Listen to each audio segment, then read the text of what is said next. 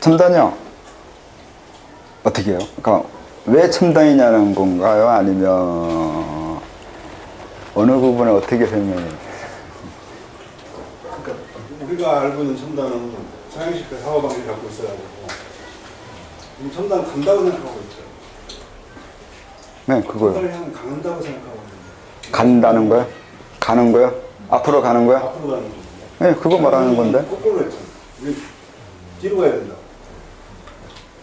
의식이 첨단이라고요.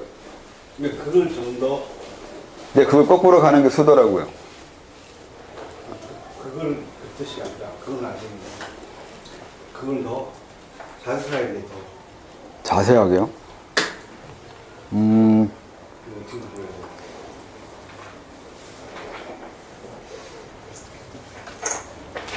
그러니까 첨단이라고 그러면은 모든 게 제일 앞서가면서 제일 진화되어 있고 발전되어 있고 그렇게 이해가 되는데 아까 말씀하실 때 첨단 그려주면서 첨단의 모습이 한국만 바라보고 현재만 바라보고 이런 말씀을 하셔서 그런 어떤 그런 계급 차이가 있었던 것 같은데 그런 저도 좀 질문 드리고 싶었었는데 아, 그런 식의 이해를 하면 네, 그걸 설명하면 첨단이잖아요. 그러니까 내가 수도를 해서 거꾸로 간다 하더라도 그것도 계속 첨단이에요. 왜냐면 내가 수도하는 과정이 그 우주를 봐야 되고 그것을 이해해야 되고 그쪽으로 합의돼야 되는 것 때문에 거꾸로 간다고 하지만 그럼 성취된 거잖아요. 그만큼. 그럼 또 성취되는 입장을 봐서는 계속 첨단이 되는 거예요. 그러니까 첨단이라고 하면 결국 우리가 이해하는 것처럼 프론티어잖아요. 뉴 프론티어. 첨단인데 옛날식으로 말을 하면은 변방이에요. 국경선. 국경선이 첨단이에요. 왜 국경선이 첨단이냐면 우리나라 국경선이 38선이라면 여기가 우리나라의 그 가장 마지막 끝이잖아요. 근데 국경선을 넓히면 넓힐수록 계속 우리나라는 확장해 가고 있는 거잖아요. 첨단으로 계속 가고 있는 거라고요. 옛날식으로는 그래요. 변방이 첨단이에요. 중앙은 중요하지 않아요. 중앙은 당연히 발전하고 번성할 테니까. 근데 어느 정도까지 미쳐가면서 어느 정도 거리까지 그게 그 문명이 확장되어 가면서 미쳐가는지가 첨단이 되는 거죠.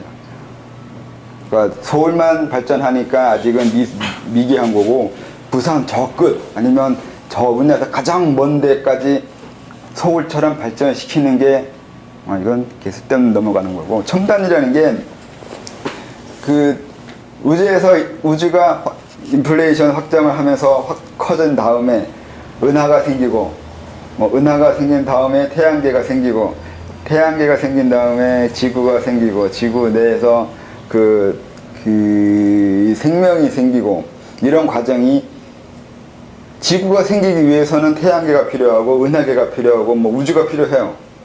근데 우주야 지구가 필요하진 않아요. 우주가 생기기 위해서 지구가 필요하지 않잖아요. 그러니까 거꾸로는 안 되는데 이쪽은 돼요. 그러니까 인간이 존재하기 위해서는 이 우주의 모든 존재들이 다 존재해야 돼요. 그래서 막바지 맨 마지막 끝이 인간이라는 거죠. 그리고 인간 중에서도 의식이 또 그 중에서도 맨 마지막에 진화돼서 맨 마지막에 나온 이 우주의 결정체라는 거예요. 근데 이 결정체가 의식이 나오는 것까지는 해온 게 아까 말한 프레시 하나 비친 것 정도예요. 그 다음에 해야 될 게, 그 다음에 첨단으로 넘어가야 될 게 의식의 그 빛의 확장이라고요.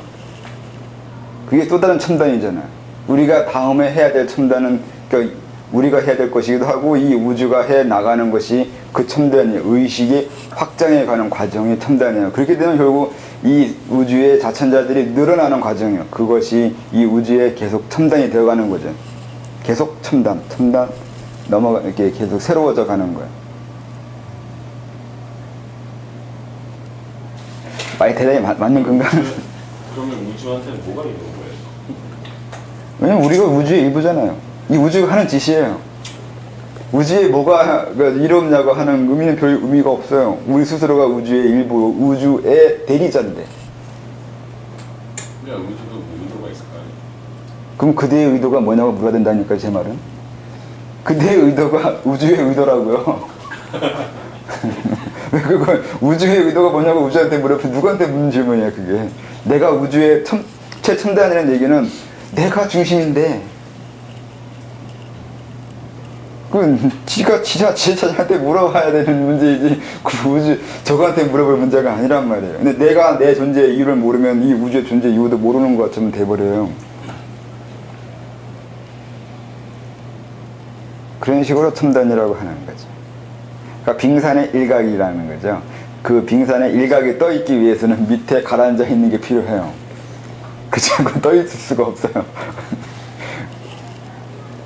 그게 되게 중요한 게 보통 수도한다고 가르치는 곳에서는 이 첨단이라는 게 자기가 그 우주의 말단에 첨단의 위치에 있다는 거를 시작부터 가르쳐 주는 곳이 없잖아요.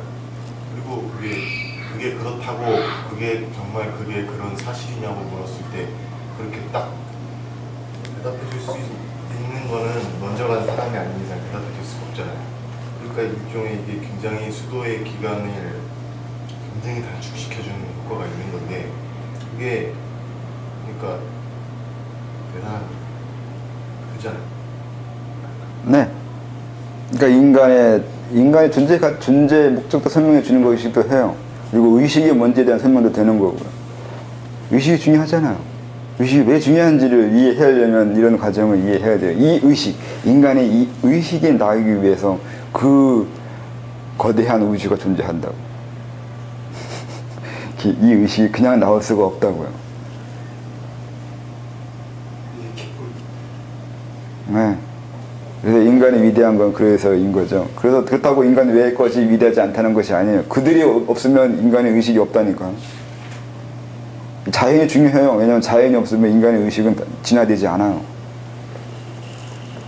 그렇게 생각을 해야죠. 그리고 뭐 과거에는 그런 설명을 딱히 명확하게 설명하지 않지만 과정상으로 설명하죠. 이렇게 그 전에 태양계, 뭐 지구 이렇게 그 다음에 인간이 온다는 이런 식으로 설명하지만 어떻게 이해할지는 사람마다 다르겠죠.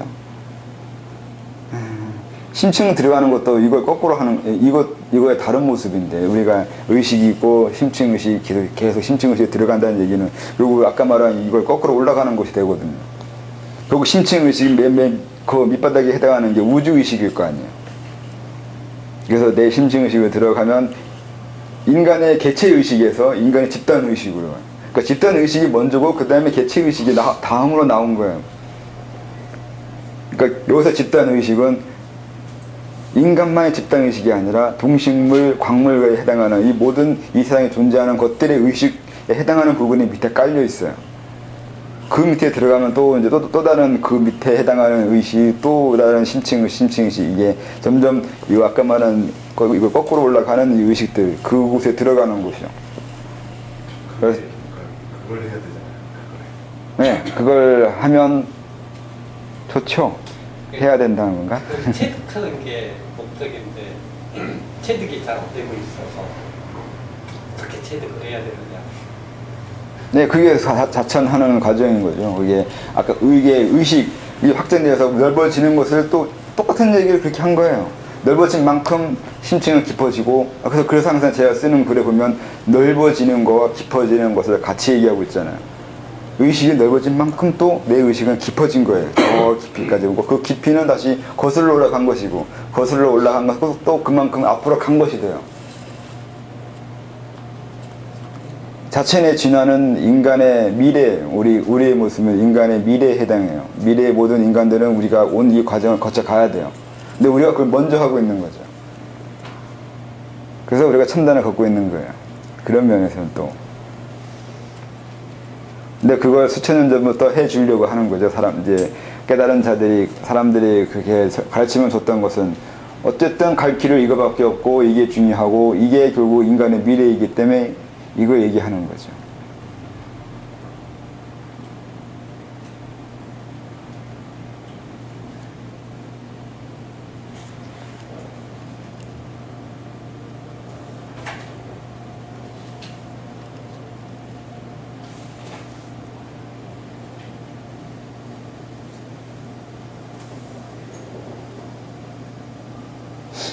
그래서 그 깊이 들어간 만큼 세상을 아우르는 넓이가 크기 때문에 그 아우르는 넓이가 큰 것을 천신이나 그런 고단자라고 얘기하는 거죠.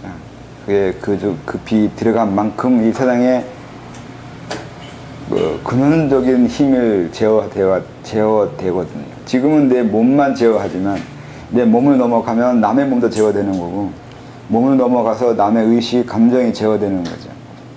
그렇게 말할 수도 있죠. 그래서 세상의 운명을 제어하는 정도로 들어가는 거죠.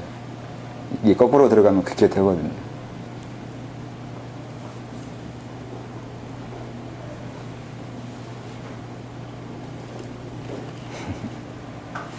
그럼 그렇고 또는 대상에서 나로 이어지기도 하니 대상이 먼저일 수도 있고요. 이것도 같은 것을 구분은 그때의 목적에 따라 순서가 다른 것이지만 내가 태어나고 자라고 살고 죽는 모든 것은 자연의 섭리처럼 그렇게 흘러갑니다. 그러다 어느 순간 내가 나임을 자각하고 내가 살고 죽고 고통받고 늙고 병드는 것이지 내가 아니거나 누가 시킨 것이거나 섭리처럼 복종해야 할 것은 아니라는 것을 알게 됩니다. 즉 섭리처럼 흘러가는 대로 살다가 문득 뭔가 다른 의미를 찾게 되기도 합니다. 내가 어느 날 나임을 보는 것인데 내가 원해서 뭔가 더 높은 이상을 꿈꿔야 한다는 의지를 가지는 것도 되어서 주도권이 나에게 있는 것이기도 하고 운명처럼 다가오기도 하는 것 같습니다. 이건 방금 그러니까 좀 전에 여기저기서 설명한 것이기도 한데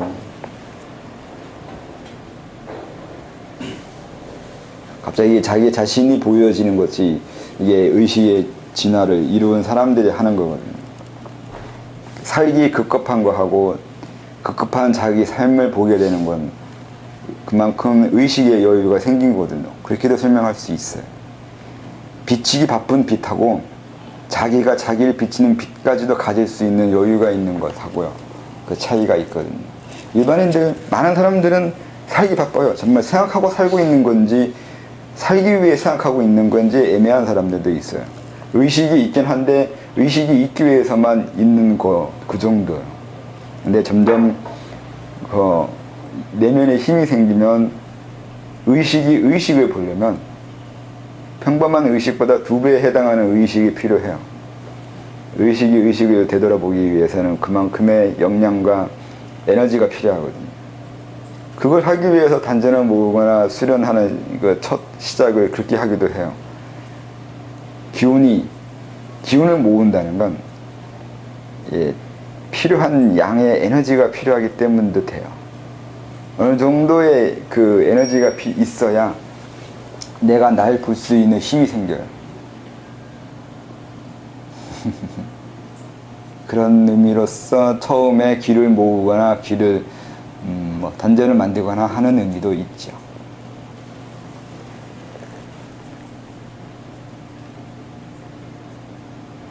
어떤 것이 먼저이든 그렇게 되고 싶은 욕망, 더 나아지고 싶은 가장 원초적 욕망을 갖게 됩니다. 영원하고 불사하고 전지하며 전능한 무명한 그것이 되고 싶지요. 그래서 자천합니다. 이런 식으로 말을 했죠. 영원, 불사, 무병, 전지, 모든 문명과 문화, 인간들의 욕망이죠. 너무 탐욕적이라 그렇지만 이렇게 해온 건 사실이죠. 즉 인간들의 신을 설정하고 자기의 욕망을 투사하면서 종속되어졌는데 사실은 자기가 신처럼 우월해지고 신 같은 존재가 되고 싶다는 욕망의 다른 현상이겠죠. 이것을 맹목적으로 신앙하는 것은 좀 무지한 것이고 스스로 해보겠다면서 신을 향한 추구가 계속되어 온 것도 있는데 이것이 자처연애로 내려온 것이 사실이고요. 하지만 이 육체를 가지고는 안 되죠. 그 근원적 체계가 다르잖아요. 죽지 않고 영원하려면 그런 재료로 내가 구성되어야 하죠. 요즘 말로 그것이 금이라고 표현되죠. 재료가.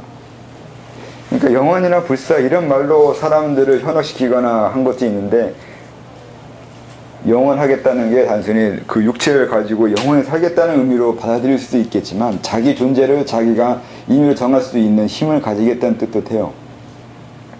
불사하고 죽지 않는다는 거예요. 내가 죽지 않을 수 있는 거예요. 몸이 죽는 거 보고 사람은 그래도 넌 죽었지 않냐고 말할 수 있지만 그 사람이 죽었는지 안 죽었는지는 알 수 없어요. 사람들이 이해하는 그 지식 내에서 그 사람이 죽고 사는 걸 고민한 건 아닐 수도 있거든요. 그러니까 우리가 분명히 불사를 위해서 공부하고 있는 것도 사실이에요. 육체를 가지고 있는 불사가 아니라 내가 내 존재를 정할 수 있는 그 불사예요. 죽지 않을 수 있거나 죽을 수 있는 그 선택권을 가진 존재예요. 그것이 되고자 하는 거죠. 그것이 영원이고 불사로 말했던 옛날 사람들의 표현일 수도 있는데 요즘 사람은 좀 그걸 오해하는 사람들 잘못 이해할 수도 있는 거죠.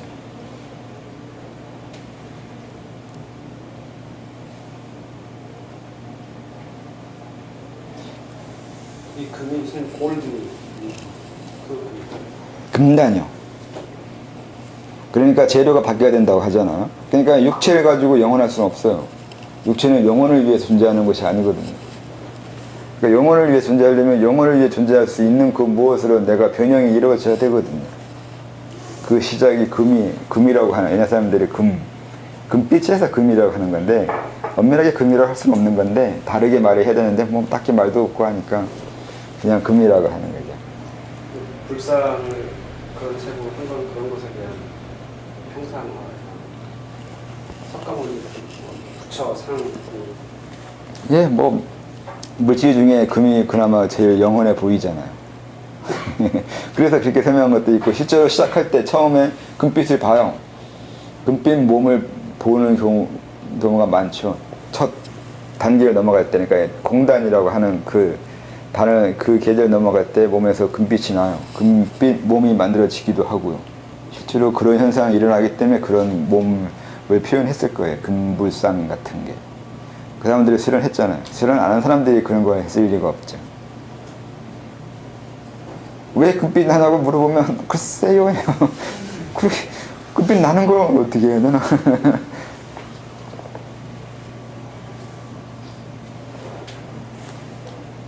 저기 그 의식에 관한 이 것들 중에 그 의식을 의식하는 것 중에 그 수련법으로 있는 것 중에 그 글로 써주신 게 있는데 그거 중에 이 어른법이라는 게 있거든요. 어른법 그 법계현시라고 하는 그 일종의 이게 그러니까 내가 내 깊은 곳의 흐름을 좀 더 인지하고 알고 싶은 거라고 해야 되나? 아니면 그러니까 사람의 지금 의식이 너무 의식에만 이렇게 매몰려 있다고 해야 되나? 분명히 이거 너머에 있는 내 자신의 심층의 흐름 그거를 어느 정도 인지하고 발현하고 어떤 좀 더 폭넓은 의식에 대한 이해 그런 위해서 그런 거를 써주신 거라고 생각을 하는데 그거에 대해서 이 의식의 구조에 대한 설명회 중에서 그 어른법 그 법계현시라고 하는 그 구조, 전체적인 구조에 대해서 설명 좀 할 수 있으실까요? 어른법은 말 그대로 어른법인데 그 의식을 멈추는 것이 있잖아요. 의식을 멈추는 건 쉽지가 않아요. 솔직히 해보면 알겠지만 의식이 멈춰지나요? 생각이 흘러가는데 의식을 멈춰야 된다는 그 생각도 하고 있잖아요. 의식을 멈춰야 돼 이러고 있으면서 계속 그러니까 그게 안 된단 말이에요. 해보면 알겠지만 힘들어요.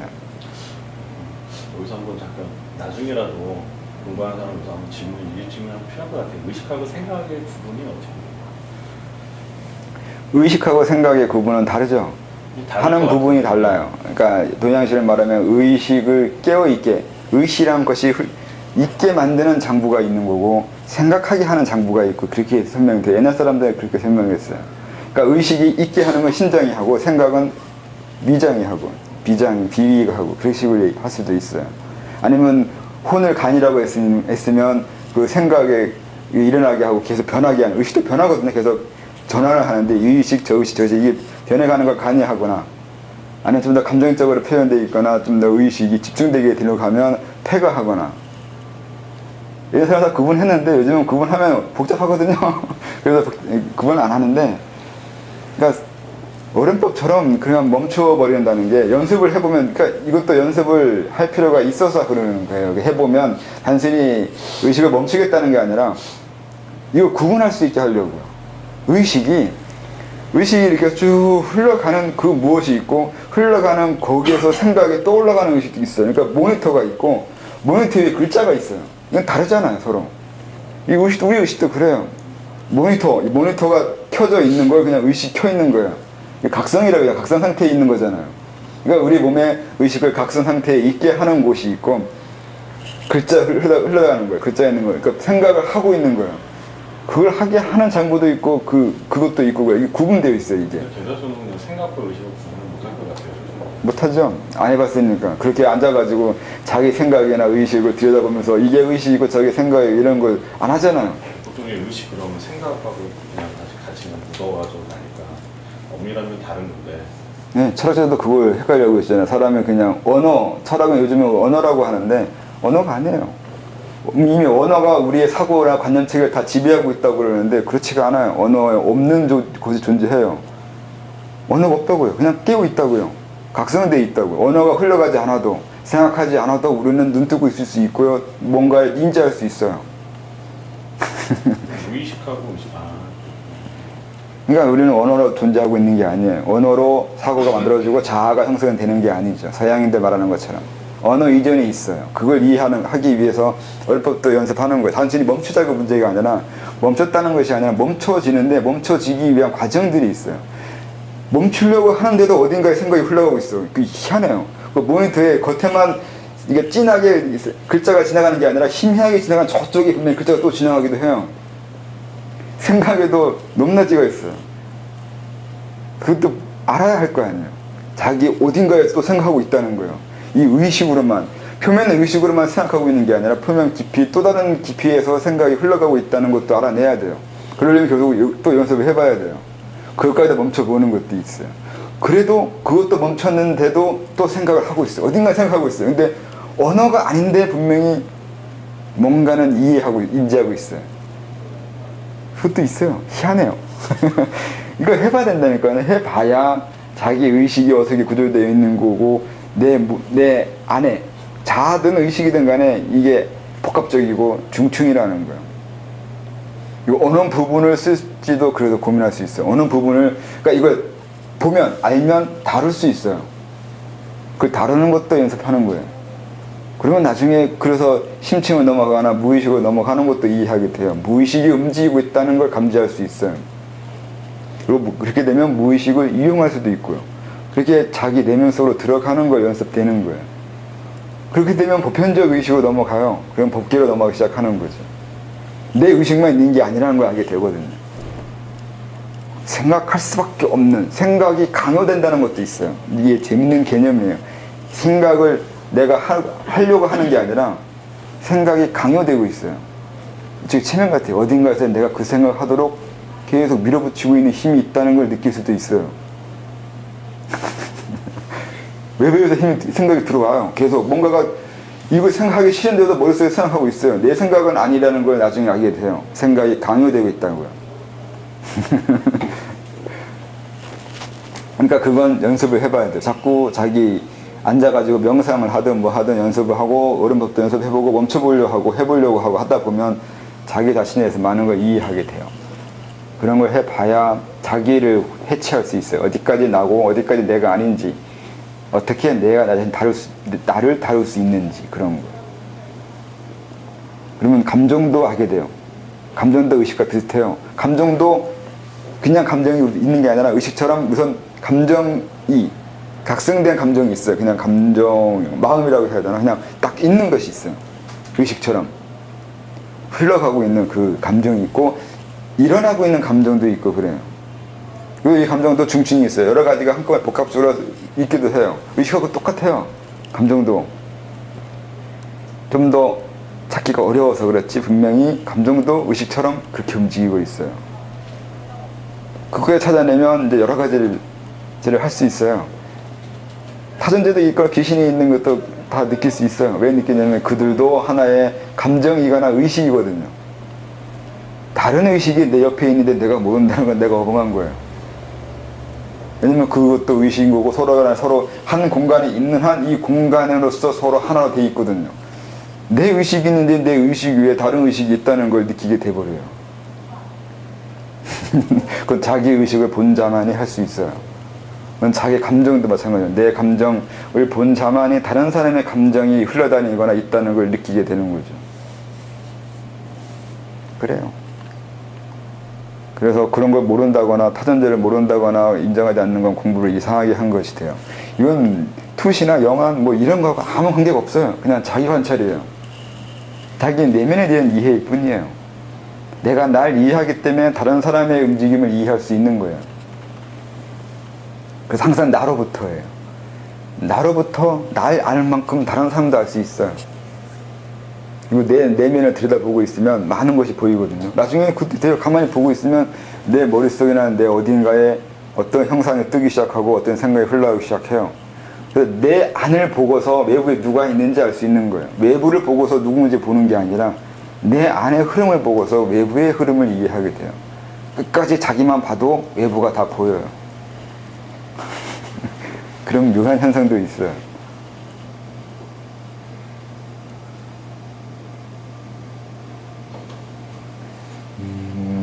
그래서 그 존도 그랬잖아요. 시공간이 필요 없다고 했잖아요. 외부 저 멀리 있는 걸 거기까지 가서 볼 필요가 없어요. 내 내면을 들여다보고 있으면 내 내면에서 이미 그 공간적인 것을 다 뛰어넘은 존재가 뛰어넘은 곳이 있어요. 그래서 내 내면을 들여다보고 있으면 외부가 어디에서 뭐 있는지도 알 수 있어요. 그런 것이 있어. 자기 내면을 자꾸 들여다보고 흘러가는 거, 있는 거, 움직이고 있는 거. 움직이고 있는 걸 찾아내는 거죠. 어디가 움직이고 있는지, 어떻게 움직이고 있는지 찾는 거예요. 좀 어렵긴 해요. 쉽진 않아요. 분명히. 근데 하나하나 하는 거죠. 그 시작을 의식을 멈추라고 어른법을 가르쳐주는 게 우선 멈추는 것 자체가 중요하지 않아요. 멈추다 보면서 생기는 그 여러 가지 과정에서 느껴지는 게 많은 거지. 멈춰지지 않은 거, 왜 멈춰지지 않는 건지, 어떤 생각이 흘러가는 건지, 그 흘러가는 곳이 어디 존재하는 흘러감인 건지, 그 생각을 꼭 해야 되는 건지, 왜 내가 그 생각을 멈추지 못하고 계속 지속적으로 또 하고 또 하고 또 하는 것도 알아내야 되잖아요. 그만큼 내가 그것에 집착하고 있다는 뜻도 되거든요. 그냥 별로 중요하지 않은 생각은 흘러 넘길 수 있어요. 근데 같은 거에서 계속 되새기고 되새기잖아요. 내가 누구한테 억울하게 맞았으면 그 사람에 대해서 계속 되새겨요. 생각하고 또 생각하고 또 생각하고 언제까지? 그 서러운 마음이 사라질 때까지. 그때까지 생각을 되새기고 되새기고 되새길 거라고요. 그러니까 생각이 계속 반복해서 어떤 것이 일어난다는 건 내가 그것에 계속 마음이 흔들리고 있고 거기에 집착하고 있다는 것이 된단 말이죠. 그래서 내가 어떤 것에 얼마나 집착하고 있고 어떤 것에 그렇게 쉽게 흔들리고 마음이 흔들리거나 의식이 쏠리는지 보려면 결국 또 자기를 볼 수밖에 없어요. 내가 세상에 별 관심이 없거나 무심하면 생각이 일어나지 않아요. 잘 관심이 없거든요. 관심 없는 걸 생각하지 않아요. 관심 있는 거에 대해서 생각하는 거지. 그래서 자기 생각이 일어나는 걸 이렇게 보면 내가 이러한 것에 관심이 있다는 것도 알 수 있잖아요.